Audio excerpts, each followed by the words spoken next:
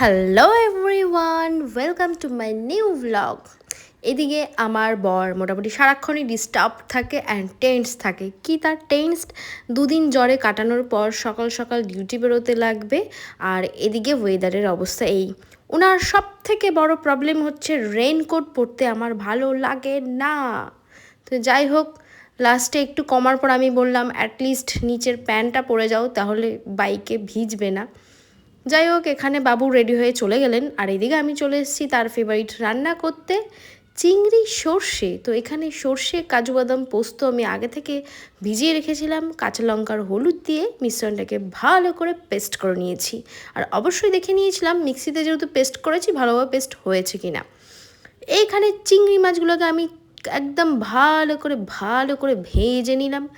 আর যাই হোক, মুড ভালো আছে তাই ভয়েস ওভারটা ভালো করে দিচ্ছি। এদিকে আমি চিংড়ির মধ্যে এবার কিন্তু সর্ষের পেস্টটা দিয়ে দিয়েছি।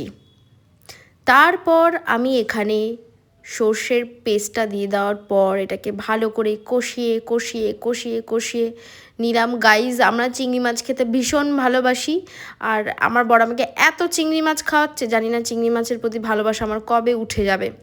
এখানে আমার প্রিয় আদরের দিদি আমার বাড়িতে একদিন এসেছিলেন, এসে আমাকে এই ব্যবস্থাটা করে দিয়ে গেছেন, নারকেল কুড়িয়ে দিয়ে গেছে। ভীষণ বিরক্তিকর একটা কাজ।